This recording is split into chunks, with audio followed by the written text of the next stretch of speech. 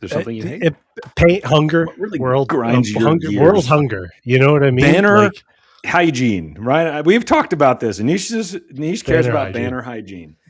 No worry about that. Hygiene is the most important, the utmost important. He said the worst thing. No, he said the worst thing in the world is bad banner hygiene. And you and I immediately were like, it's just like blimp disasters. Worse just than like anything. the worst thing about 9/11. Yeah, exactly. That's the best thing about 9/11. Yeah. I've rewatched that clip, and my favorite thing was the way you could barely get it out when you had to. Because okay, so for those of go see my clip where I said the best thing about 9/11. The mistake I made was, you know how you're thinking about something and you're like, there's this great bit I have to tell them about, right? And you're not thinking about the words that are coming out. So and the real joke that the stand-up guy did was, we have a lot to thank Osama for, which is almost worse, but it was very funny. And his joke was, like, for an instance, you don't have to walk your girlfriend to the gate anymore. It's a funny bit, right? And I do the lead up, and I made the mistake of pausing, right? You paused at the wrong time. You just have to finish the joke, right? And if you do that, you can't stop. Funny. You can't pause and have. I had no idea the context of what you're doing. I was like, "There's nothing. There's no way to explain this. There's no way to salvage this." By the way, Jaden Ivey's mom is on commercials now. Did you guys know that? She belongs everywhere, man. She's so great. Hot. I miss Jaden, man. I have so I don't know if you guys saw this week, but United added a rule that you can't watch a device on the plane without headphones. Oh, I saw that. I heard that. In a world that seems to be like shitty news all the time. Yeah. I love this. And my question to you guys is, why can we not apply this to all public life? Why can't there be a sign everywhere that says, like, no smoking? Don't be. The only public thing you're allowed to watch without headphones is the Handsome Hour or the Basketball Beat. Boiled Sports podcasts, you're allowed. We have pilots. We do have at least one pilot that listens to us. We love you very much. We have multiple pilots. Just put us on the intercom. I've never been sure if we should be excited about that or alarmed. No, terrified. They're listening to podcasts while they're flying airplanes. Terrified. Very calming force, the three of us. Right. Don't be too funny. At least me. I think I am. I've often said that about you. Yeah. Yeah. Everybody says that. Yeah. It's Basketball Beat number 100. If we're keeping track correctly, which I'm not sure if we are, but so it's a very special 100th episode. Yeah. We're here to talk about the season that we all look forward to. I will tell you guys, I remember saying to you guys and to anyone who would listen that 2 years ago during the Edie senior year, when, yes, it was a lot of fun, but we all discussed how that was a stress-filled season because you were like, just got to prove that 16 over 1 was not a real thing. Like, they got to be better than that, right? And then they did it, and it was great. But I remember even that year talking about, guys, in 2 years, this team, like, holy shit. And I'm going to tell you guys something that kind of an observation I had. I'm going to get right into it here. Like, one of the things that I think, like, when you think about the question of, like, how did so many people get it so wrong, right? Preseason number 1, they did look very good early. Is there something to the idea that, like, yes, there's no Zach Edey, but, like, these guys, like, this team doesn't have an NBA player on it. And those great teams, like Boogie's team, Biggie's team, Jaden Ivey's team, Zach Edey's team, they all had an NBA level player on it. And this team has very good college players. And if this was 1996, right, this team with 4-year starters would be phenomenally good, because you wouldn't be able to build a Michigan in 1 year the way that they did, right? It wouldn't exist. Purdue's still doing it the way it was done, and that is not enough anymore. Is that a fair thing to say? I think that the theory, and that has been proved out by Painter, is that this is the way to zag, in the way that all of these non-blue blood multi-billion-dollar programs are running. It's like, when you are a team like Purdue, when you run a system like Painter's, having 4-year players, having consistency is the thing that will set you apart.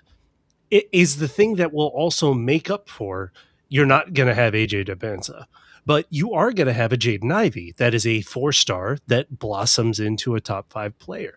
You are going to have a Zach Edey that is a complete flyer that turned into one of the greatest college basketball players of all time, right? You trust the development pathway. So Braden Smith, like Braden is exactly what we are, hoping for. And he's bolstered by a bunch of 4-star players kind of around him. But no, there is no, other than Braden, there's no top end talent that can bail Purdue out when they are looking like they were on senior night, right? Or against down the stretch against Michigan State. And especially, and the guy to do it as good as he is a 5'10" guard, right? I mean, and that's tough. 5'10", Is that not enough these particularly days? athletic guard. That's my point. That's my That's point. hard. That's hard. Like, they're very good players. They're the winningest class in Purdue history. And I think when the dust settles and they're gone for a little while, you will appreciate that these are the guys that gave you a Final Four. So I don't think that should be, and I don't think it ever will be forgotten by Purdue fans. But to seems like it's been forgotten by a lot of people. But it does. But it's because of the way they're ending their time, right? If you ended this, even the thing I said to you guys off air today, that 0-5, right, in big games at Mackey this year, and 0-4 in Big Ten game, sizable Big Ten games. If you won even 2 of those, you feel differently. Like if they pull out the Michigan State game, very, very well could have. If they held on, I mean, they played a great game other than not stopping Wigler against Illinois. If they beat Wisconsin on senior night, if you win 2 of those, I think you feel very differently. You could do the thing where you're justifying in your head why they lost the other ones, because you're saying, okay, but look, they went and won these, but they didn't do any of that. And 500 down in the second half of the Big Ten schedule 6-4 in the Big Ten at home. They were better on the road, guys. They were 7-3 on the road. That's the most road Big Ten wins ever, tied for most ever, which is like another way you can get frustrated because you say, just take care of business at home. Right. And I don't even mean undefeated. I mean, sort of take care of business at home. There are so many things. So here, I'm gonna tell. I've been biting my tongue off for the last third of this season in an effort to be as level-headed as possible. And I went back. I watched the first few minutes of my post game of Wisconsin. I was like, that didn't even sound like me after a loss. You were almost like laughing about it, right? It was like, hey, again. What do you do? Yeah, exactly. But the problem that I see, okay, at the beginning of the season, I looked at the embarrassment of riches and the depth of the team. And at the end of the season, I'm like, where's that depth? Oh, there's no depth. There's no depth. There's no athleticism. There's no cohesiveness. Like you said, it doesn't look like we have a surefire guy who's an NBA player on the team. When before I was like, man, I'll tell you what, I've seen analogous players that are, maybe not perfect for the league, but they can pitch, they could stitch it together like a lot of these Purdue guys. But now I there's so many things have been revealed to me that I don't want to say sadden me, but it's saddened. It's disappointing. Things have not gone the way that I would have hoped they have gone with many of these players. But that to me, here's the thing. Is there a chance that one of the big 3 plus Clough would be better off in a better situation where everybody had been more assignment savvy on defense? Everybody had been better communicators on defense. Everybody would have bought in. I mean, because here's the deal. I think TKR, the interesting thing, there was a part of the season where many Purdue fans were watching TKR specifically play, and they're like, what happened? This guy can't score. We expected him to score. What's the deal there, right? And then all of a sudden you're like, now he's the most steadfast guy. He's the guy who wants it the most. Yeah, he looks great. He got resolute, as you like to say. He just seemed to bear down, and but it never. And maybe this is the thing about the starry-eyed or the gold-colored glasses among us that say they've still got the juice to do something interesting. Well, they can do, and we saw to put up as many points as they did. well, That's something. but see, that gets But to a point I've been making kind of again off air. I've been saying things like, if you have this team and TKR does what he does pretty much every night now, okay, the points and the rebounds and the hustle and the fight, and Braden does what he does pretty much every game, right? Where you're going to get 12 to 20 points and 8 to 10 assists. sure, They're doing that. You can count on that. I don't think that's like, if this only happened. Those things happen all the time. right. What I've been saying is, if those things happen and a third guy, I've been saying this all year, like Fletch scores 20 points or 25 points, how the hell do you beat that? And the answer now is you don't play defense, or you don't know how to rotate on defense, because they did all those things against Illinois and against Wisconsin specifically, and it wasn't enough. They scored a lot of points. Like, it feels to me like, and I've said this before, and I've hinted at it before, that this team almost says to each other and to themselves and in the huddle, I only have this much energy. I can only use it on one side of the court. If I use it on both sides of the court, I'm not going to be able to do the thing. If that's true, that's damning. Go ahead. It is damning. So it is damning. You talked about the core 4 players, right? Smith, Right. Lawyer, TKR, Clough. None of them are good defenders, right? The best attribute among those 4 is Clough's defensive rebounding. Again, defensive rebounding is the most underappreciated defensive skill. It is ending the possession. And so Clough, when he's going, that's great. That was something that Purdue didn't have last year. But I think the fact that no perimeter defender has been consistent enough. CJ Cox has been great, but if he's not the kind of game-changing perimeter defender that even like No-Gel Eastern was. When No-Gel Eastern decided to shut somebody down like that, again, he was a complete nothing offensively, and that was a big liability. But as that perfect foil for Carson, like he was a great backcourt partner, because you had a great equalizer in Carson. And on that team, you also had Matt Harms, and here Daniel Jacobson was supposed to be that backfill this year. And to me, Jacobson not emerging into that yet. I do think that he will. That's the big thing. The biggest foolish move that I think Purdue fans are making in the largest numbers, it feels like to me, is the saying Jacobson isn't that guy. Like it's done. I just think it's so foolish.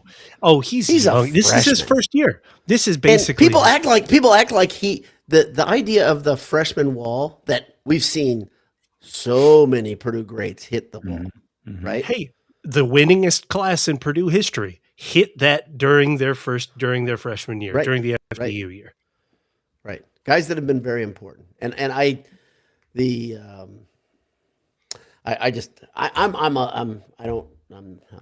There's so many things I want to say that I can't say because I told you one of my goals has been to not add to conjecture and not say anything that isn't based on what things that I actually see. But the things that I do actually see and the things that I do actually know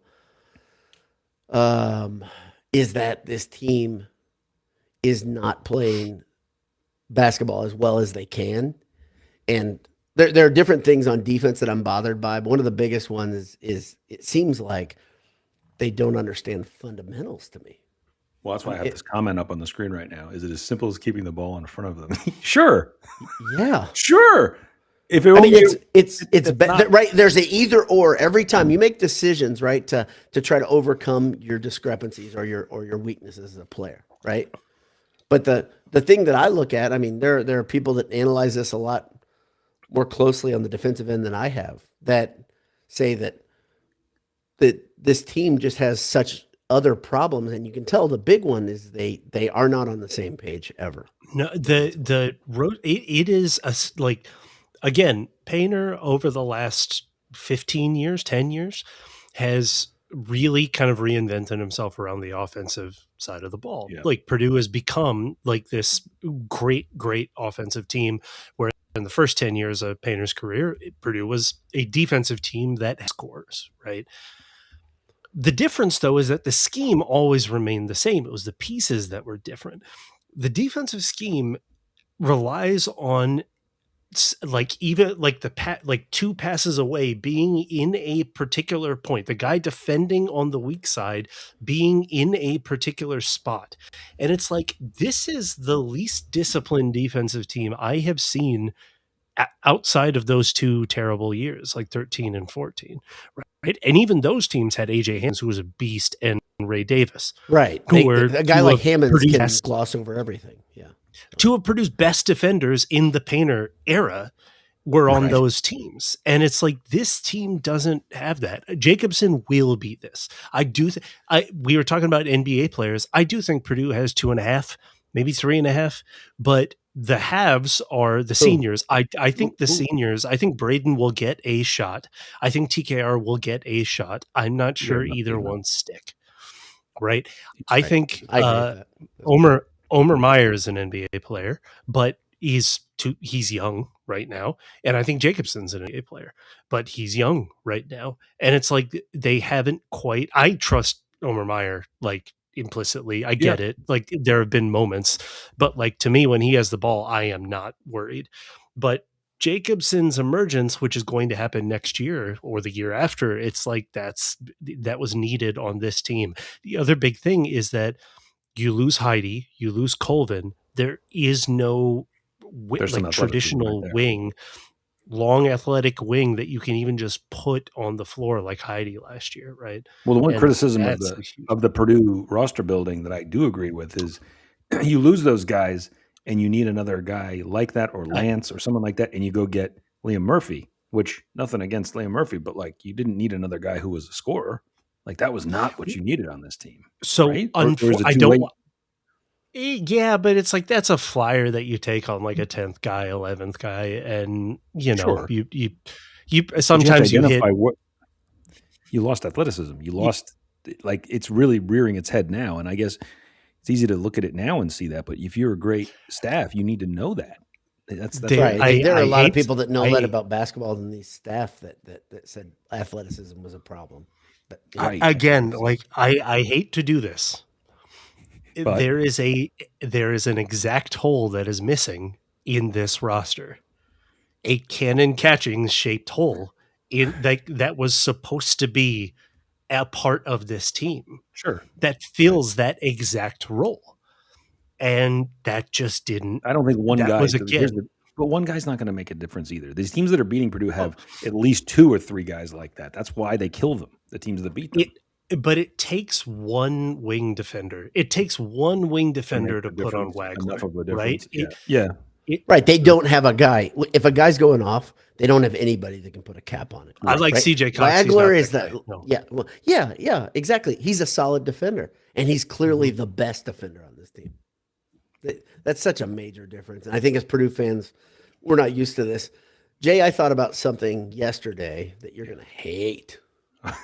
And I thought I'd bring it up. I love these. This is great. Yes. I'm excited. No, this is, I think. You want me to donate more? Is that what? No. Are you ready for this? Because I think it's true. I'm so excited. Who does Purdue look like more than any other Big Ten team in the last few years? In the second shit tons of offense. They look like Fran's Iowa like a Fran McCaffrey team. I completely agree. Okay, so you thought of it too. Yes. Okay, good. I thought that would be something that would just make you frothing mad. I didn't think about that. I never think about that. I hate that. I hate this. I hate this so much because yeah, exactly. That's why I hated it. The stat that we put up that I was like, I asked Cobra Stats right away after that game. They have not lost, and I think you mentioned this on the postgame. They had not lost a game. I thought it was home games. They had not lost any game that they had scored 90 points in since 1987. And you know, at first you think, is it one of those dumb stats where you're like, well, of course not. Like, every time you score 150 points, you win. And my son immediately was like, no, I can think of like a handful of games this year where teams scored 100 and lost, like, in 117 to 108 or whatever. Weird games that I think it included overtime. If you give up, if you score 90 and you're Purdue, you are guaranteed to win. Painter era, they were 72-0 when they did that. Like, that's why that felt so weird. We're sitting there at that game, and I was like, they had 52 points at halftime, and I said to my son, I'm like, are they going to give up 100 on senior night? And they almost did. And it's like you keep watching that score go up, right? You watch enough college basketball, right? There are times where you're like, what is weird about this? Not just that they're losing, but like they're playing the way they're losing. Their offense is like just hitting. Like everybody was playing, the point I made earlier, they did what I want this team to do. Braden and TKR have their normal game, and then Fletch goes off. And you think last year, if that had happened, if that happens in the title game 2 years ago, Purdue probably wins. Fletch scored 0 in that game. I'm not coming down on Fletch. I'm just saying the reason they won, smart by UConn, they were like, Zach Edey's going to get his. We're going to make sure nobody else gets anything. Yeah. And it was it's genius, and it worked. But that team would have won that game if they could have played that kind of offense that they're playing right now. But they can't stop anything. So the problem that Purdue has with the long game philosophy that Painter's trying to develop and trying to stick with, right, is this idea, and we talked about it years ago, that, and you were talking about earlier about they have an NBA player and they have an NBA player, and those teams that win a national championship have 2 or 3 NBA players. Yes. UConn that beat Purdue had 3 NBA players and probably a 4th very soon, right, on that starting lineup. Mm-hmm. And that 4th, you could have argued he could have gone to the NBA that next year, right? What's his name? Caravan, right? Yeah. He stuck around, right? I'm not wrong about that. He stuck for one more, and then, yeah. Okay. So that's a lot of talent. That's a lot of firepower. And the reason Purdue's guards got shut down was not because Purdue's guards are bad. Right. Purdue's guards got shut down because they ran into supermen. Right. Yeah, it's guys that are as big as a shooting forward in the Big Ten, yeah. but they're athletes like a point guard, all of them, right? Right. Gracious. Yeah. What do you do against that? Nothing. There's nothing you can do. You can't scheme. You can't counter that. You have a Zach Edey and you hope for a hot Fletch game. That was the only game where it's like couldn't even get a look. What are you gonna? I think what are you gonna do exactly? And it's like that's why I don't think too many of us are like, what a wasted season. It was like no, that they rose to every challenge. They met every challenge, and Zach Edey, it turns out, is among the most insurmountable of forces in college basketball, and it takes a super team, maybe one of the handful at least of greatest college basketball teams of the last 20 of the. We said it all year. That was the 2000. only team we thought. That was the only team we thought would beat Purdue that year. I remember us talking about it. Again. Stephon Castle came off the bench for that team. It's like that's how good that team was. And it was like, but the difference between it's so strange because it's like 2 years ago you got a furious Zach Edey and a motivated Braden Smith and Fletcher Lawyer, and you had Lance Jones and all of these guys. It was like a perfect mix of extremely hungry, like players that could not be thrown off their game. Like they've been through the worst of it. They've been through the worst that college basketball has to offer, which is losing as a 1 seed to a 16. And they came out the other end in the national championship game the next year. Then you get to last year, which is like they were 2 possessions away from beating Houston, a great Houston team. One possession. And it was like, and one possession. Braden, it was a push off. I mean, that was real. And really Braden looked so hungry. And again, he looked like he had that Zach Edey will, or like not necessarily just will to win, but like refusal to lose. It's like, no, we're not doing this. Right. And that's the thing that's been missing. It's not that like Braden's play has been worse because it's like his numbers have been great. Right. But it's just like, there isn't that desperation from anybody. So, sorry to jump in on you there, but is except that the TKR? Sorry, except TKR. Well, so is that the perfect segue to the concept? There are people murmuring of this, and I think there's a little bit of merit to it of getting. You've played in so many big moments and big games that it's hard to be focused in the game in the middle of January and February, and then it sort of snowballs into this, and that there is a chance that when the lights come up in the tournament, that it's different. So you're shaking your head. You don't think there's any way. Because that's switch flipping. Yeah, that's me. Just flip that switch. We know who we are. This is cute stuff. But you're going to be embarrassed when they run through the tournament, like because they can't. Yeah, boy, will I. I'll admit it every time. It'll be on you. Yeah. Oh man, got me again. How many of those teams How many of these teams, though, have actually flipped it? Like, honestly, Right. like NBA, I can think of one team that has does flipped happen. the switch like that, and it's Shaquille O'Neal in 2001. Maybe the greatest basketball player we've like the greatest single basketball season we've ever, like the most unstoppable player. Well, Right? you guys just asked It's the like question. that's it. And here's the perfect. I'm saving the comments that are perfect for this. So Cobra Stats says, I remember this. Yeah. you guys know who else started 17-1 with an elite point guard, crapped the bed at the end of the regular season, had a terrible defense, but made it a national title game. Trey Burke's not 2013 Michigan. So all you need is a Trey Burke on your team. Well, Now, I mean, that's a good. It's a okay. There's a I think we have couple one. parallels. There's a couple parallels on that lineup because they had the Canadian guy who could shoot the lights out on that team, right? You could say that Was it Flex is a light Stauskas? version of that? Stauskas, yeah, right. He's Was that Canadian, isn't Stauskas here? Yeah. he? Yeah. That team, they had another guy that went to the NBA that probably sped up, and you had Hardaway, right? Am I wrong? I think Hardaway was a later. Hardaway was a later team.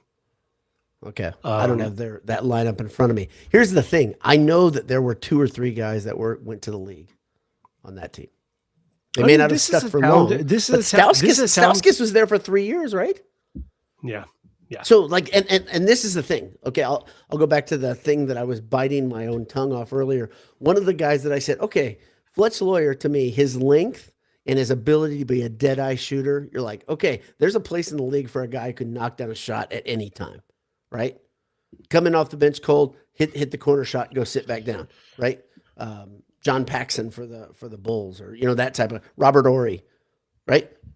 I know he's a very different build than Robert Horry. Okay, my whole point is a guy that's truly dead eye.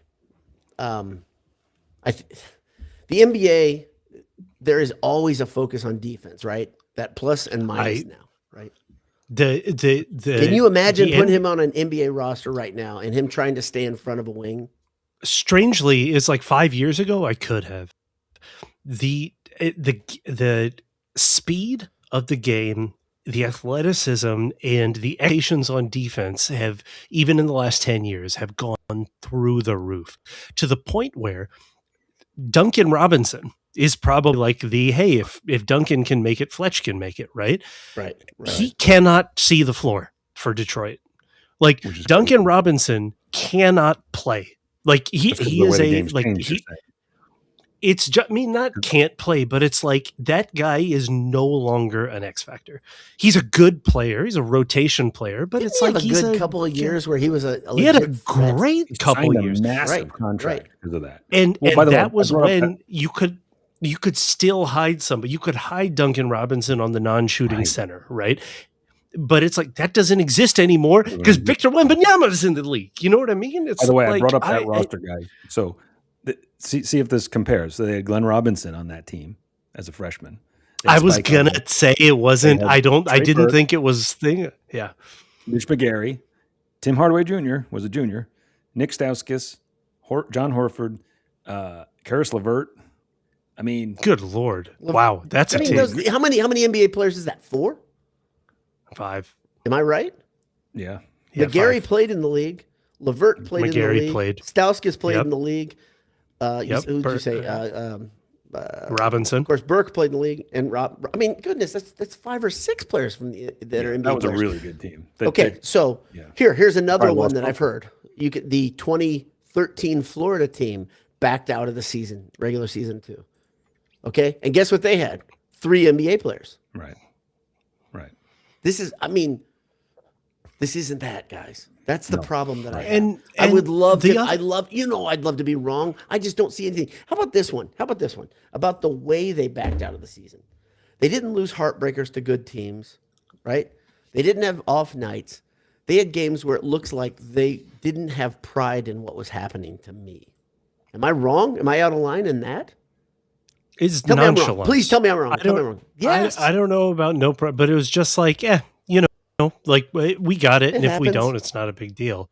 And I get it. And part of what I wanted to see in response, Jay, to you was for the big games thing.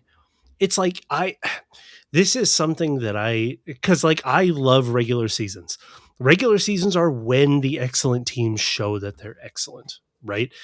to me, a big game isn't just a Sweet 16 matchup against Texas Tech. A big game is going into IU. I don't care how bad IU is going into Assembly Hall the week after the Indiana Hoosiers win a football title and saying, no, this is our time now. This is our state. Like, football season's over. This is like Braden Smith can like say, hey, like pull the reins and say, you used to be the basketball school. Now we are.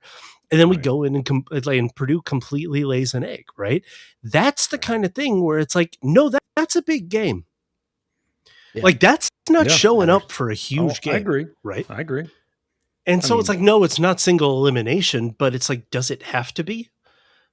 We shouldn't. Well, I'm just asking if you think there's merit to the whole, like, I'm bored of this. We've played enough regular season. We played 100 regular season games together, and I mean, it shouldn't be, but you also remember young people don't think of things the way we think of things and say, oh, I got to appreciate this because I don't think it can be flipped on. I'm saying I think that could be one of the symptoms or one of the reasons that we've seen this. And I don't think it can just be reversed. I'm not suggesting that. I'm just saying, I think that could be it's not a lack of cohesion or talent or coaching or and it goes to what you were saying about, looks like there's not enough pride there just to say, I want to win just because I like winning. But it's the same thing. Like, you could see like the team just steamrolling the first two rounds and then like the opening round in the round of 32 going to the Sweet 16 and Fletcher having a big game. And all of a sudden we're back in the Elite Eight. You can absolutely see this team do that. Like, sure. I have no difficulty seeing this team doing that. But also it's like, could we have a Fran moment? Like, yeah, I think so. Dude, in the first weekend. I'm going to say too, and I'm going to say this to all Purdue fans who get defensive when people rip on their team, because we're that way too. But when you see people next week picking Purdue as the trendy 3 to lose to a 14, you don't get mad at anybody, because that's going to be the number one upset pick in the first round. 100% certainty that's going to be the top pick, because I can't think of another team in the top, say, 5 seeds. Especially if they get a 3 seed. Right? If they get a higher seed. It's going to be the 14, yeah. Because people be like, they didn't deserve the 3. Much of America who loves basketball says they should be a 4 or 5. Right? And so the higher they get, the more of a target they're going to have on their back from the media and from pundits. But I'm saying I think that's going to be deserved criticism that I hope they hear. Very deserved, very earned. As motivation to say, oh, okay, we should show people who we are now. Right. Because that is going to be everywhere next week. Oh, man. So before we get to next week, we have been 3 people that have often said the Big Ten tournament doesn't matter, except for at the top and at the bottom. There are these teams in the middle where it's not like Purdue's trying to play their way in, but it's like Purdue's got something to prove. Yeah, like like 2 years ago, if that Zach Edey team that dominated the regular season and went to the Final Four, like, would have lost in the first or second round of the Big Ten tournament, it's like, whatever. Like, we know what we're here for. Yeah, who cares? If they do that this year with this draw against IU, against Nebraska, could be Northwestern, but yeah, I want Northwestern. I think that would be hilarious. But we know it's going to be Indiana. I mean, but like, if you get it's just. And someone said this in the comments here, and I've said this too. When I looked at that bracket, I was like, how crazy is it they finished that poorly and they got the right side of the bracket? Because you got to beat IU and probably Nebraska, who you can beat, in order to get to play Michigan State in the semifinal. Mm-hmm. Like, that's who you can absolutely beat. The team that I don't think they can beat is Michigan, but I would love another swing at Illinois. Even I really would. So, tons to prove. I don't think that's an issue of that Purdue can't beat one of those teams that they almost beat, right? I mean, the teams that they lost by a close margin, they can beat them, sure. The problem that I have with all this talk is that I still think this. I think Purdue can lose ground on their seeding if they lose that first game, and I don't think they'll gain. They're not going to jump into the 2 seed. No, I mean, I think if you if this tournament If was they win the last, championship over Michigan, I don't think they'll get a 2 seed. I agree. I really don't. I think if this was a week ago and they did that, then yes. Right. But I don't think, to your point, and I've said this too, the committee has already decided on their top 8 right now. Yeah. And there's nothing that's going to happen this weekend that's going to change that. I don't think. But when I say like it matters, it's not necessarily just for seeding. I agree. It's for mental. But also it's like, no, I think that just like you said, for the first time in a couple of years, like I think a lot of national pundits are correctly skeptical of this Purdue team and want any excuse to bump them down to a 4. And honestly, it's like, I think they're a 4 seed right now. Like I think I would agree with the folks that say that this Purdue team right now is a 4 seed. Same. Jason, I was just going to reply in the comments, but I can just reply because I actually have a microphone. He says, the Purdue and IU ever faced each other in the Big Ten tournament before? I can't remember. They did. I believe it was the first one in the first tournament, and they beat them. So that has happened once before. And I think we were talking off air, right? I don't think this was on air, that I believe you think that, I'm not positive of this, you think the seniors are 500 against IU, right? Yeah, right. I think so. 500. So they'll have a chance to have a winning record against IU. So I don't know. What more motivation do you need? Like, what more motivation did they need coming off of a loss to UCLA and coming into Assembly Hall to come out like just razor tack sharp? Which has always been, like you said, that's what Painter teams historically have done, right? Yeah. They lose a game, they're angry, and they go and they win the next one by a lot, especially against the teams that are better than. There have been so many characteristics of this team that are just not like a Matt Painter team, which is why it's so strange. And again, national media is going to say what they are. They're going to say Purdue chokes and this, that, and the other. It's like, but for those of us who have watched, it's like, the trends of a Purdue team. When a Purdue team like sees the press and or can't throw an entry pass or whatever. It's like, we know the warts of our teams, but it's also like, we've never seen a team this nonchalant. We've never seen a team rebound from a loss worse than this one. And it's like, we've never seen this Matt Painter coach this bad of a defensive team. It's like, there are so many things that are just so off with this team that it's like, yeah, I can see them making an Elite 8 run pretty easily. But also it's like, for the first time in a long time, I could see a first weekend exit happening. Before, it's like I had a really tough time seeing, like nobody sees the 16 seed, but it's like, with the teams that Purdue has had in the last 7 years, it's like I've had a tough time seeing Purdue lose in the first weekend, and it's happened, but that's what made it devastating. If it happens this year, it's like, no, I know exactly how it's going to happen. Like we've seen this, and that's what's so weird. The good here, there's some good things that we learned, I think, on senior night. I think they're legit too. One is that people have asked almost every post game that I've done during this last 12 games where they've looked so right? Has Painter lost the team? People keep asking that. No, Painter has not lost the team. No, these guys are not at each other's throats. It felt like they had grown ambivalent to one another at different periods to me, but I don't think they hate each other. I don't get that vibe, right? And the more I hear, I don't see any BS there. I do see some guys trying to make the best out of a situation where they're like, yeah, we didn't think we'd be here either. Like I see a lot of that. And the thing that I don't know about them is I don't know if, while I don't think they dislike each other, while I don't think Painter's lost the team, and people say maybe they're Big Ten weary, whatever it is, you have to have this just kind of willingness to fight for the person next to you to really do something special, right? To overcome. So like if you're going to, I'm not saying banter is always thinking about the guy next to you when he takes this charge. But if you know that your team is not the strongest defensive team, you have to sell out every minute, right? You have to say, we're going to put it all out there because I want this guy. Think about how many times you've heard teams say, man, we wanted to see that guy win a championship, right? Who on this team says that for another guy on this team?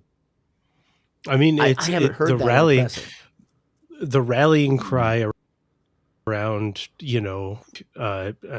dating back again to Edwards, to who are the two, Swanigan, Edwards, and Edie. I think the three hardest working players in Purdue basketball history. Like you have these forces of personality, and there are, it also is kind of like PJ's senior class, which is like that team needed somebody like Carson. That team needed someone like Biggie, because all four of those guys, Haas, Edwards, Matthias, and PJ, are like good dudes, and they probably like each other, but it's like you needed a killer. You You needed a needed somebody. This team, You needed Biggie. this You team does not have needed. the killer. No, I don't And I see thought it it. was And Braden, but I, he could turn it on. he He has could been. be. He has been, sure. But he hasn't been of late, and it's weird. It's weird. It's not, again, it's not like, I think that's the thing that's throwing you guys off too, is to see a team that's like looking like the least Painter team you were all saying, especially given that these guys have played so many games for him. And I think that's the thing that makes that really disorienting, is to have played that much for him and not look like a Painter team is very, very weird. I do want to really quickly, but very quickly, it's like, I do want to say that it, like, even watch when he's kind of in his flow state, it is astounding watching how much control Braden Smith can have in the half court. Like, it is incredible.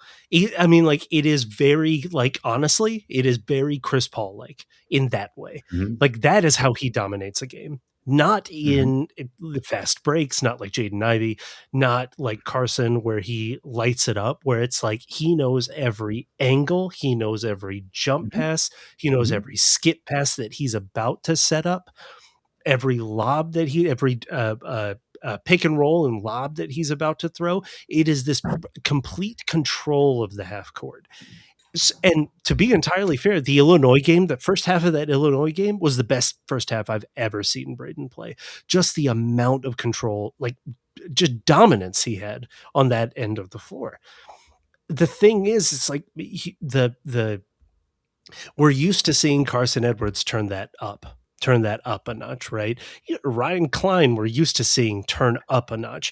It's like that level of steadiness with Braden on a team like this that needs that. TKR isn't Edie, and it's like TKR again is one of my favorites. Like, I love, like, TKR, the kind of person that he is exactly my kind of like player. He is not Zach Edian. That's no slight against him, but it's like you need to be that kind of player to be able to kind of lead and absorb like this. He's also missing those push shots. He's missing just some easy ones where it's like there's enough gap there where nobody else is turning up. Lawyer isn't turning up. Clough isn't that kind of player. Meyer alternates with Smith, but it's like you need somebody while Braden is on the floor, like Lawyer putting up, like you said, Jay, like 20 points to be that threat if we're not going to be great on the defensive side, right? And then you need TKR and Clough like ending possessions with rebounds. Well, that's the possession number thing. By the way, Painter made a point, and he's always so cerebral, right, in his analysis. He made a point. Purdue out-rebounded them by 12, and I think had one fewer turnover. And he said, and I never thought of it this way, even though it's so, he goes, that's 13 possessions. Yep. You took the ball on 12 rebounds and one fewer turnover. That means you had 13, in that sense, extra possessions. And when you think of it that way, it's almost more damning to have lost that game. Because when you look at stats, right, the key stats that tell you whether a team won is, how did they shoot? Did they out-rebound their team? And how are the turnovers, right? If you win those, which they didn't win the shooting percentage because Wisconsin shot the lights out, but Purdue still shot like 55% from the field or something. And they were over 50% from three until late when they just started chucking. Like, if you have a game, that's just like the Illinois game where you're like, were you so efficient offensively and still lose? Like, but the 13 more possessions thing, to me, that point of view is more damning than almost any of the other things, because you're like, that says you were so bad, inefficient defensively, it's hard to even, get your head around that you could have been that bad defensively. And on top of that, Wisconsin shot well. You win that game if they don't shoot the lights out. But as you keep saying, right, like, oh look, another team having a career shooting night. Must be another coincidence. These aren't coincidences, guys. They're not. I mean, the funny thing is, I heard Braden Smith talking about, well, teams just have their best nights against us. We're just used to it. Do you understand why they're having their best nights? Do you get it? It's not like this is lucky. This isn't luck. It's if it keeps happening, it's clearly an issue that you guys are making happen. You are part of the circumstance. But I was looking at the thing, and speaking of Cox, I was looking at the calendar, and it's like, yeah, there are maybe 2 games that you would flip, and you would feel completely different about the season. 2 of the losses, and you'd feel much better about the season, right? Or CJ Cox could have missed one of those, and we would have lost 3 to end the season, right? We would have lost at Northwestern. A game that Purdue had no, there should have been no reason for that to have been a 1, 2, 5 possession game. And these play the thought exercise game. Think about this. Okay, pretend for a second you beat Illinois and Michigan State. Okay, or you beat Illinois, Michigan State, or Wisconsin. Pick any of those 3. I'd say Illinois, Michigan State because they're better teams as a body of work, right? And you do lose that Northwestern game, okay? So your record's very similar. You're going to be regarded very differently by the pundits, by the national media. Very differently how? You're going to be higher ranked. Right, because they're going to say, "Oh, this is a big time." You can excuse a letdown against a bad team for some reason. Right. It's a weird thing. I don't think it's... But it is true. Edie had trouble with Northwestern. Edie lost to them as a number 1 team twice in a row. Right. Like, this senior class, that was their first win at Northwestern ever. Yeah. What? Yeah, it's so dumb. It's so dumb. And it took superhuman. I took CJ Cox. Can you guys, put your heads around that and say, yeah, I think this season was... You wouldn't think it's a success as a Purdue fan. You wouldn't, because they still would have lost the Big Ten race by still 4 games, right? Right. Mm-hmm. It wouldn't have changed any of that. So, I mean, I don't know if it makes it much of a difference to Purdue fans. It's not necessarily, I mean, like, again, like, I am the guiltiest. I'm the guiltiest here in that, like, Michigan is so much better than, and I realized my mistake a month into the season. Like, Michigan is so much better than I thought they would be. So it's not necessarily like winning the Big Ten that would have done this, but it's like they were never in contention.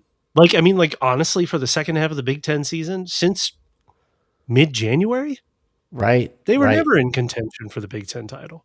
And it's like, that to me, it's always like Purdue will finish 3rd, but like it's a neck and neck down the stretch, and Purdue just happened to lose 1, and Michigan State went on a winning streak, and it is what it is. It's like the calendar turned to 2026, and Purdue exited the Big Ten title conversation. Yeah. So it was just like, as of right now, strangely, without a Big Ten tournament title, without a sweet second weekend run, it's pretty clear. Like, this is a bad year, and it's like that should ramp the pressure up, right? But it'll be ramp the motivation up, right? I mean, I would hope so, but nothing's going to be as pressure filled as 2 years ago, like Jay said. Right. No, I don't. I think there are many.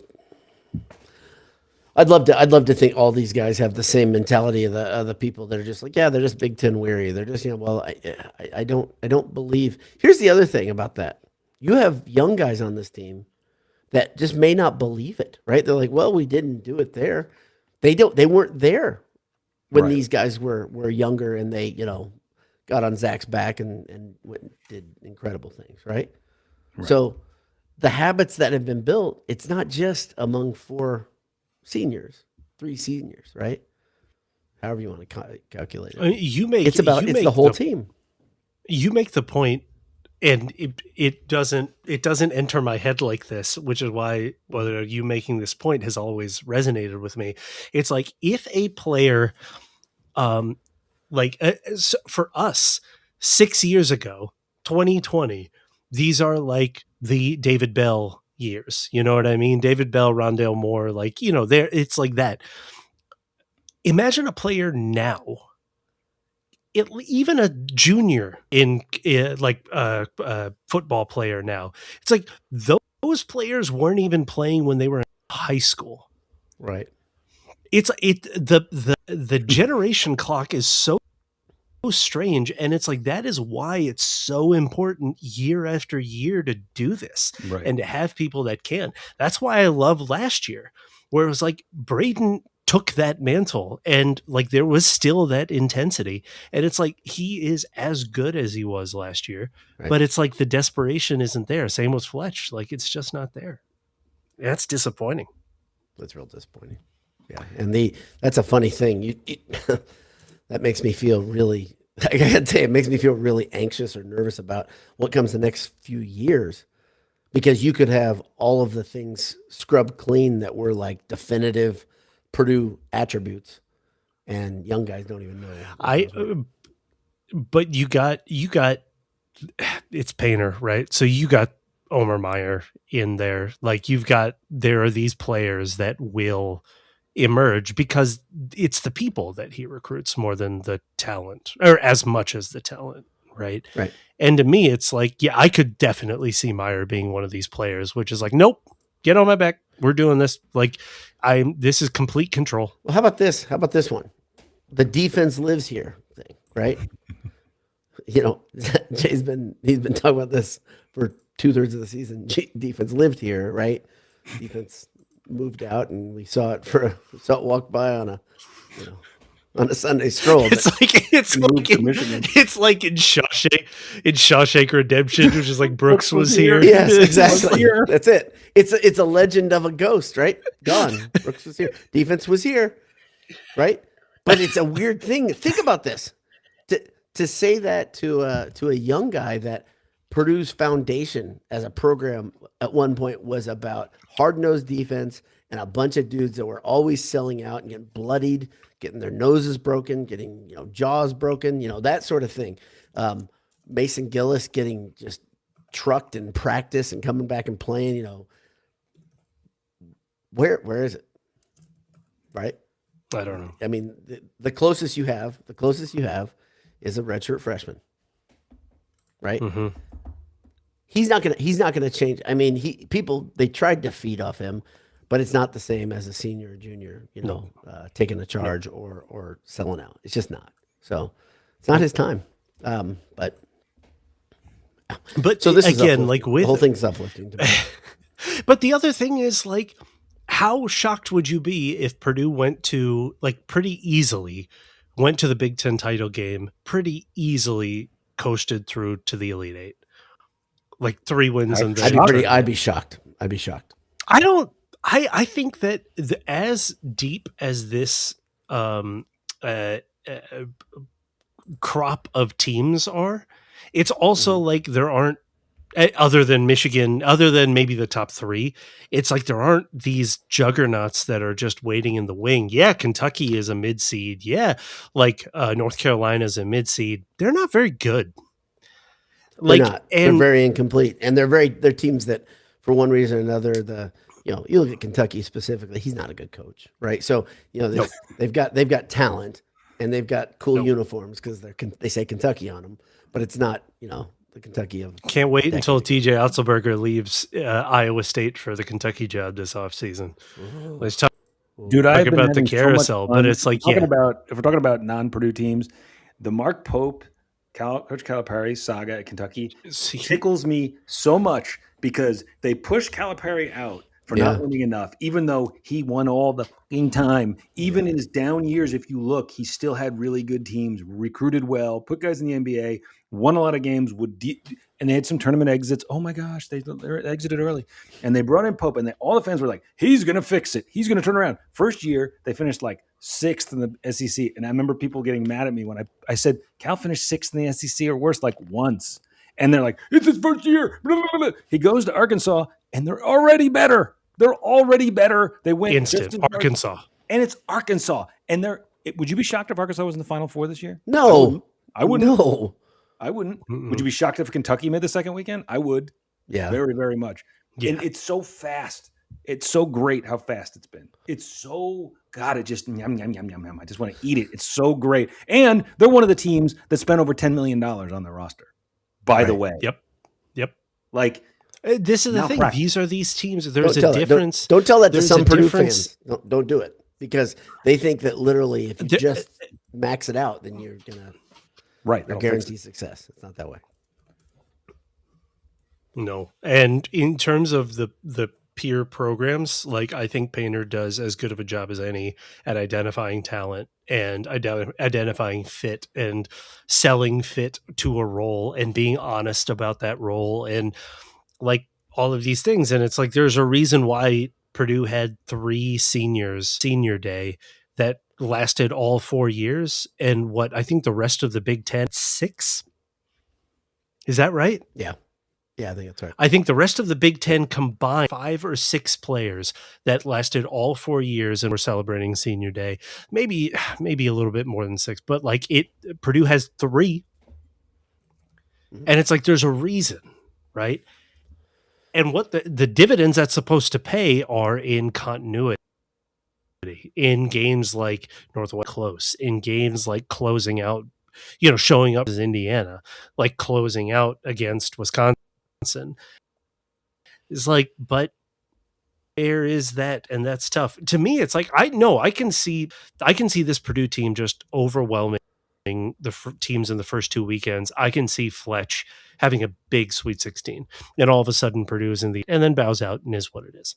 And all of a sudden, like, we'll feel good. Like, we'll feel all right about this season. It's like, oh, cool. If they, which one does that? What level does that for you? Makes you say, yeah, okay. I'd say, man, an Elite 8 would be fun, but also it's like, wow, how would you squander team the overwhelming favorites? That's the thing that's going to me. Elite 8 does that for me. I'm sorry if I'm I know there are a lot of Purdue fans no, it makes me say, yeah, that season was all right.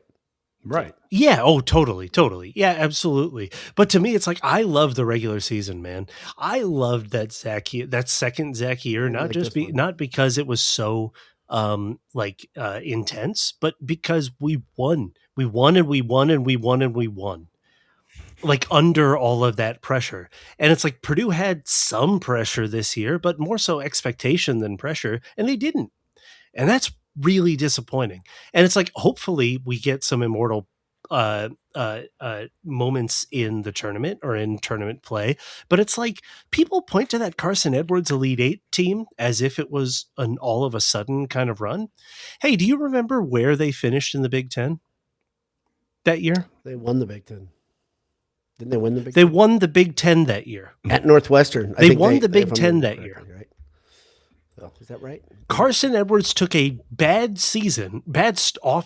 non-conference season, took that team and won the Big Ten. It's like, there is a difference in the level of excellence that these Matt Painter teams have had in the regular season. That's so strange. And that's why it's, oh no, in the Elite 8, I'm not going to feel like, I just don't know what to do with this. Right.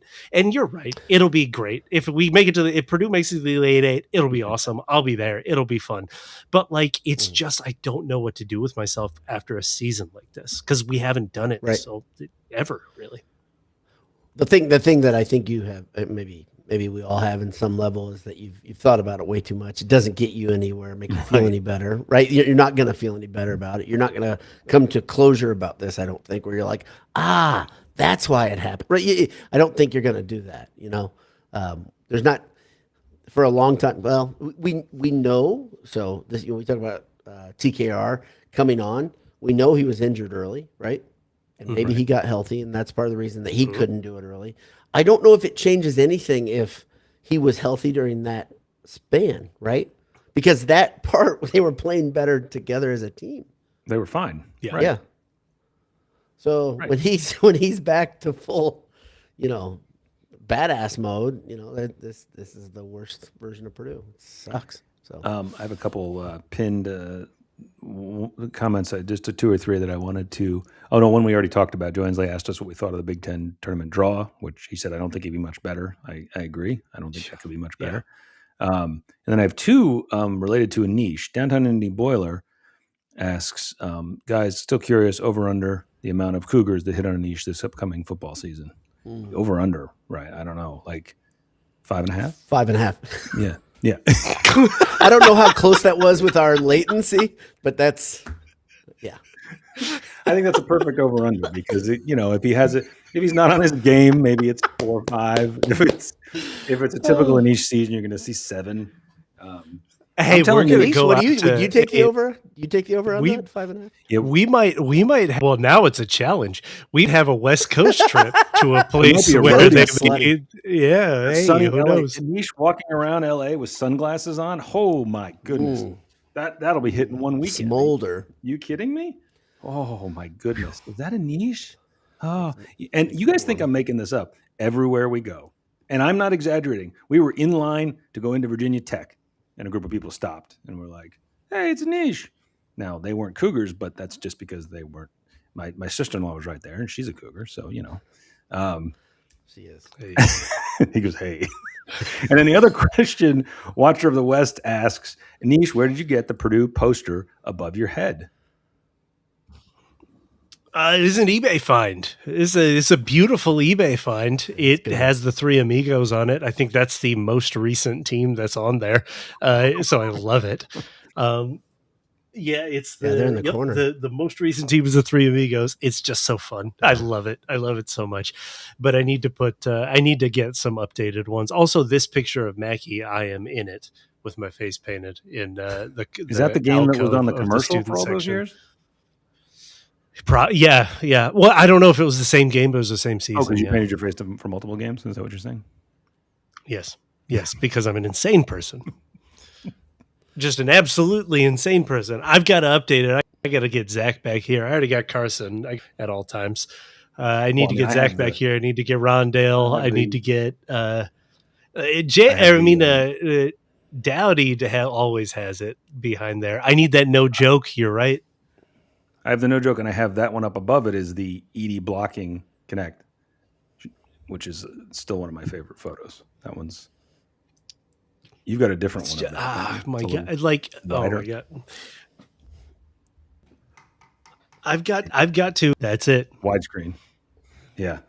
I also have to give a shout out to took a tour of a Midwestern university this weekend, a college tour with my son, who does not need a lot of convincing to consider Purdue, and similar. We were there without a niche, and yet I walked up to the table where you check in for the tours, and immediately was asked if I am part of Boiled Sports right away. And I was like, that's weird because this has my government name on it, and that's not usually what I post under. And the girl said, this is how you you're getting old. She says, oh, my boss loves it. He watches it all the time. So I was like, oh. Okay. My grandpa loves you guys. Yeah, my grandmother thinks you guys are great. But it still makes me wonder, like, how the hell? So he must watch, whoever you are. Your team's doing a great job. As with everything from the time I applied to Purdue, the experience of things like that is always like so top notch. Like just the way they handle everything, the info, the tour guides, like, you meet these young people who are like, yes, I'm studying like aeronautical engineering and electrical engineering. And I also am on the rugby team and I'm also doing college tours on a Saturday morning. And then you're like, holy goodness. Like, my gracious, you people are motivated and wonderful. They're impressive. I mean, if I was up that early on a Saturday, it was at the COREC, which by the way, the COREC was included on the tour. So nice. Oh, it's not nicer than when you were there. Nice. Oh my goodness. There's a court when you walk in on your right. It's a basketball court that wasn't there. It's the old Mackey. It's the old Mackey. Yeah. Is that what that is? Yeah. Yeah. So it's supposed to. It's the old Mackey floor that is supposed to be like Cardinal Court, like the practice, like Practice the facility, sunken yeah. practice facility, but that's in the Up on the spotlight. wall, they got all the I assume all the intramural champs and all that kind of stuff. Yeah. And I'm like, by the way, I said to my son, I'm like, we didn't have this. Nothing when we like played that. here. Nothing. Like that place is amazing. And it's still, if you're a student, you remember you get to go there and do whatever you'd like to do. Like, man, it makes me want to go back, guys. Makes me wish you could do it all over. Well, you might be. You might be, and maybe this would be the three of it's 100% our fault. It's 100% meaning our fault.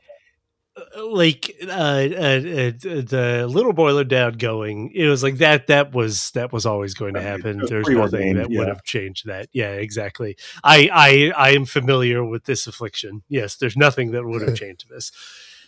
For J Money Jr. to go, it's like that's our fault. We did this, and we should feel bad. Yeah. It was an avoidable mistake. None of this is shaking his interest. I thought maybe he'd be like, it's a rainy, cold, crappy, not cold, but rainy day in March. Ironically, my tour was in March and was a rainy day. And I also decided I wanted to go to Purdue 32 years ago. I did my tour. That gives you a little insight into how long it's been. Well, Glenn Robinson and it was the night. Yes, it was the night that they beat Duke to go to the Elite Eight. Glenn Robinson, but I wasn't even the biggest part of that. I don't know, just was feeling it. When you go on, when you're at the right place. I always say that. I always was skeptical of that, nothing had. The story I've always told is nothing had really truly excited me.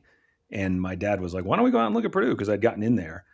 I was like, "All right." So logical where we're from. It makes perfect sense. Perfect. I was going to go to. I've told you this, right? I was going to go to Villanova. Yeah. Would have seen 2 national titles. Be so happy. Exactly. No football and basketball national titles. Exactly. Right? You could just pick SEC program of your choice. Right. And you could, and then you could be like a Florida fan. You could be a Georgia fan. It doesn't matter. None of this matters when you're a Nova fan. Nova Sports right now with 2 other randos. But no, instead I chose this path, which brought me so much joy. And then we're here trying to convince ourselves that this team flipped the switch. Yeah. Which they might. So you sound just like my son. You sound like a fool just like him. And the reason he's the fool is because of his dad. I don't know what your excuse is. Oh, because of his dad. Andy Boiler says he asked this of you on a previous pod. Maybe you ignored him. Maybe that's why he's saying that. No. I answered it. Curious the thoughts. Why were we preseason number 1? How'd they miss it so badly? I don't think they did miss it. I think you look at the programs that are when you do a preseason polls in this era. We're in a weird era right now, right? Where you couldn't have known Michigan would be this good, even knowing the talent they were bringing in, because you hadn't seen these guys yet. And someone else made a comment, didn't Indiana also spend $10 million? They did, and that's an example of what often happens. You reload with talent, but there's no way to expect it to come together. And to Anisha's point, Purdue last year, which by the way had the exact same Big Ten record, last year's Purdue team felt a lot different at 13-7 last year.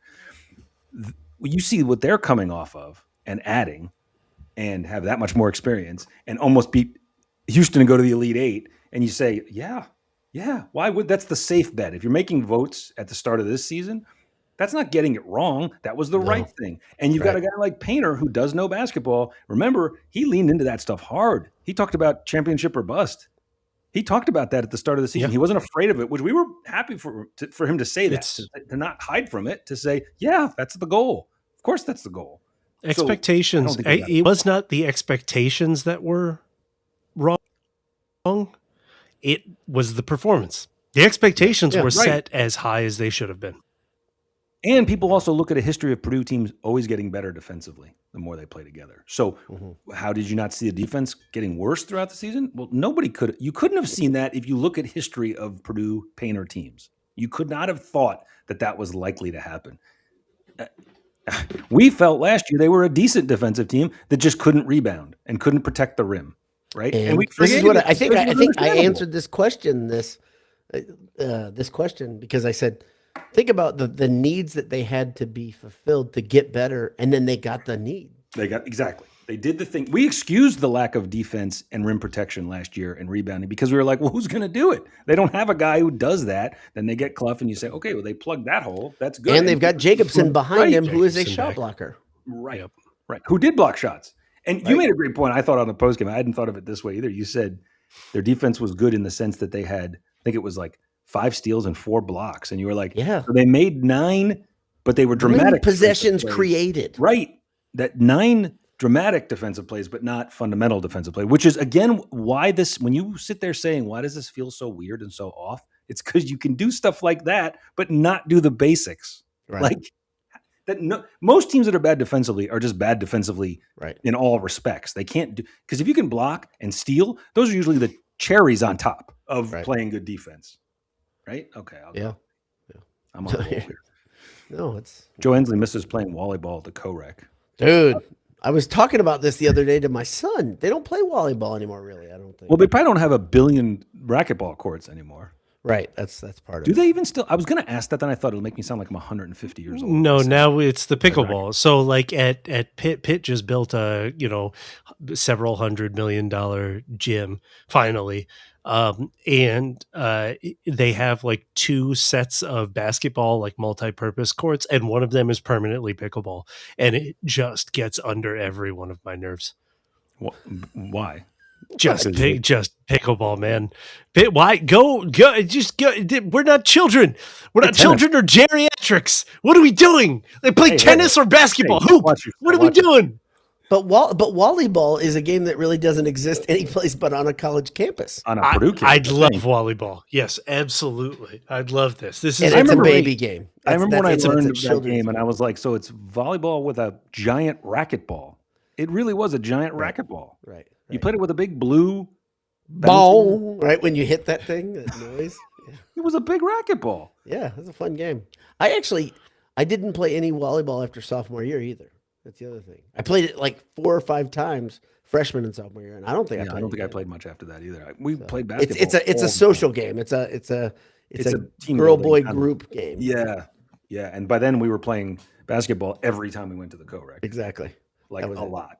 Like I was trying to tell my son that. I was like, you don't even know an era of when I played ball all the time, but it was we played every Saturday and multiple nights a week, which is anytime you had that your either your homework was done or you didn't want to do it, and you had enough people you could. Yes, that's why I went all the time. There you go. Yeah, go to the co-rec, of course. Yes, absolutely. You're just sitting in there waiting with a pen, tapping it, not doing any work.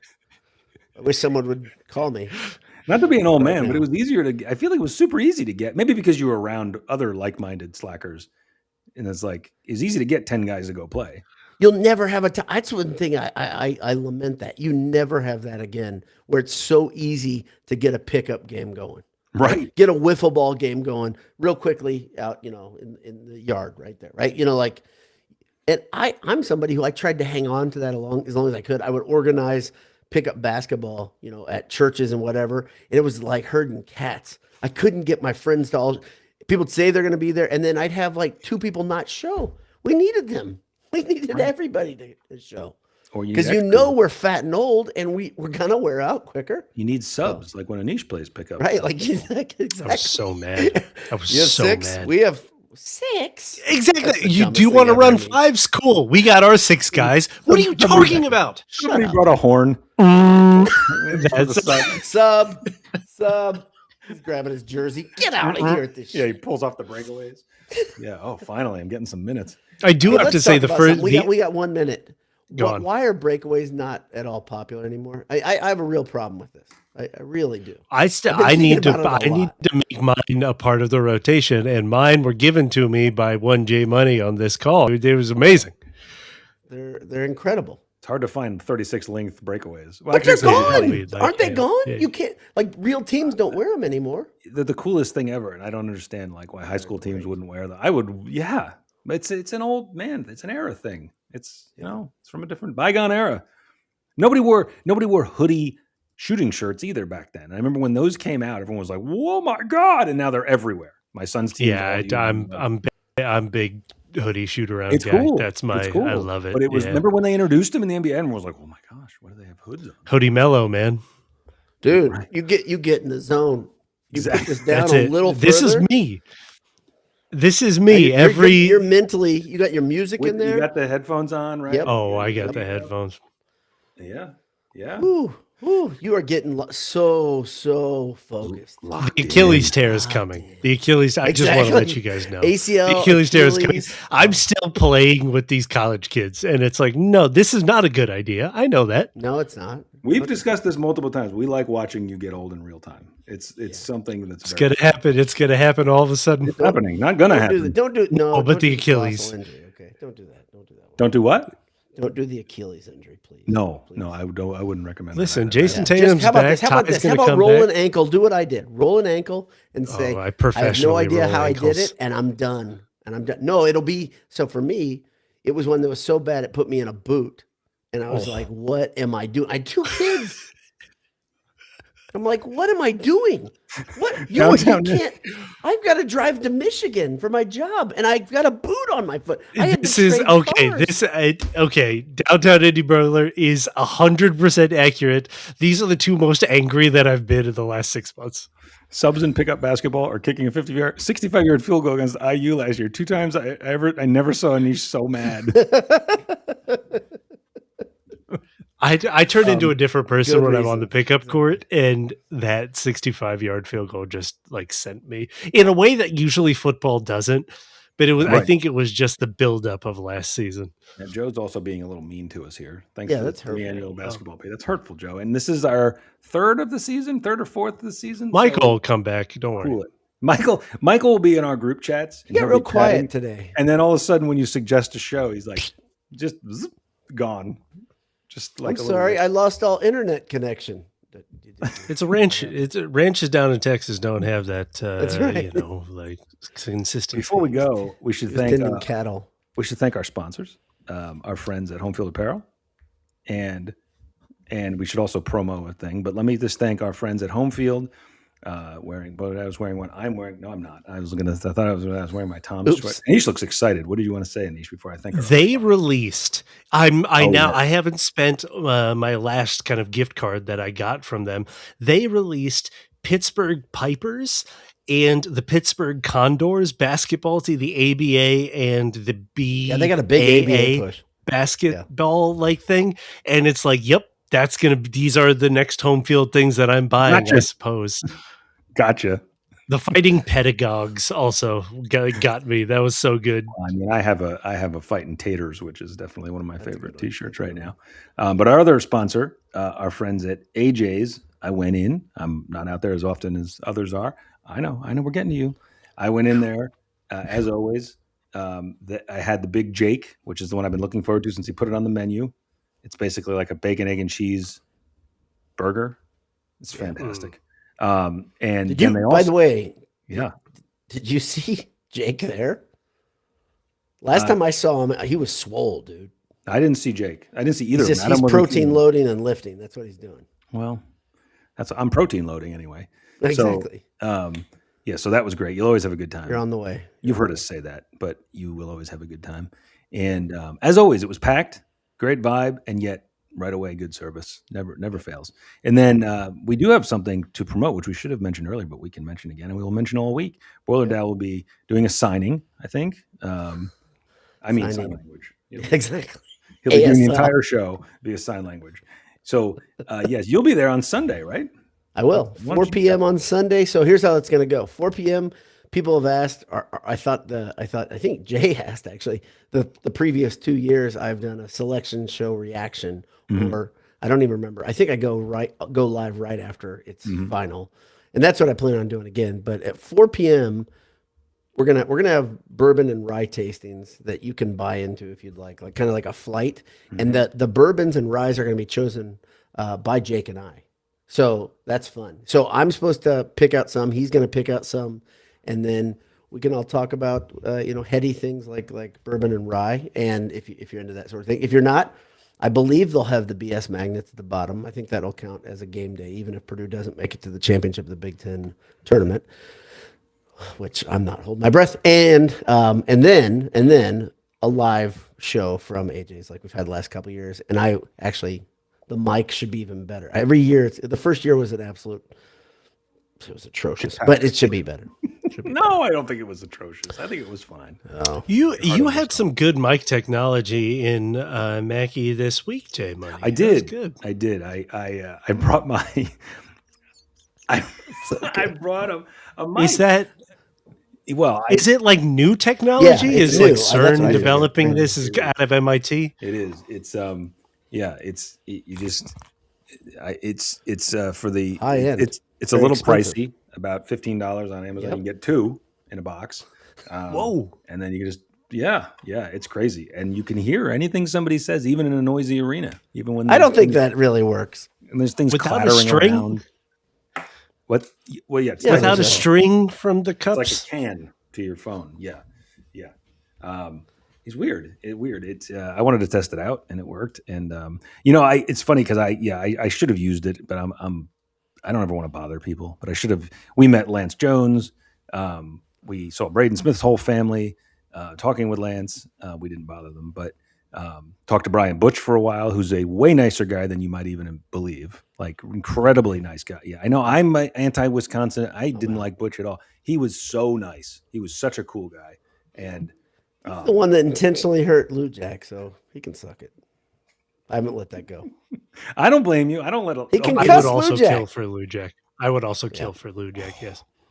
Oh gosh, great. Talk about. He's a life. ginormous dude, isn't he now? Butch is not that big. That's what I thought. He's not Really? that big anymore. He's like, some guys when they get out of athletics, they get fat, and then some guys look a lot slighter.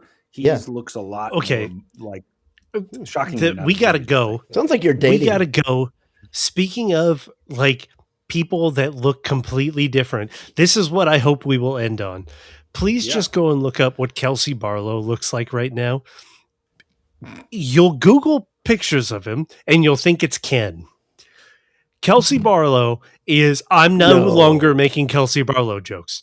Like he is, I respect him. And I hope he is, I hope he does well for himself and his family. That's all I have to say. He looks like he could deadlift a car. Where are you seeing this? I just got old stuff. It's just old stuff. That's all I'm seeing. No, he's Keep a Well scrolling. said, but it's like, yeah, man. Dude, Yeah, Ken Jay, is one of the you best got the dudes right ever, one. by the way. Ken is one of the best dudes ever. It seems like Kelsey So- has become this. He's become Ken. Okay. All right. Good. I look forward to seeing it. I can't find it yet. Oh my goodness. No. You were just scrolling past it because you just thought it was Right. AI slop. Nope. That's Kelsey Barlow now. Anyway, that's what I wanted to end the show on. Shout out to Kelsey Barlow. Man. Kelsey Barlow, by the I way, was- is 35 years old. Put I that in your know. pipe. Okay.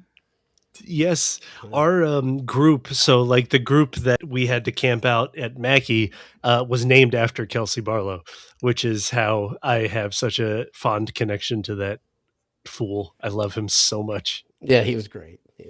He was so great. I think he used a word that he would have used at that point too about himself. I love him. I love him you so the much. stories his dad would say stuff to you about, he's not as good as he thinks he is. Or stuff like that. Oh yeah, that's His dad would amazing. just bag on him. It was great. He wore a shooting shirt like 3 times with no inside joke or anything like that during warm-ups that said just Joshin. And it's like, God, I love you so much, you idiot. You absolute fool. I can't believe how great you are. Thing I can find. It's so good. Just plain white black letters. Anyway, I know Boiler Dad, we are close to the time limit, so you wanna It's been great. take us out. Yeah, it has been good venting. I see that I can't let this comment sit. What Motor City Boiler says. One of the dads in a dad ball group just tore his Achilles last year. So it happens, and the stories are awful. And so, Anish, no Achilles tears. That's what I'm just gonna plead with you. I don't want it. I don't want to see that. And because I care is why I don't see it. And I love you guys. Good night. I just brought this one up just to enjoy it one more time. I think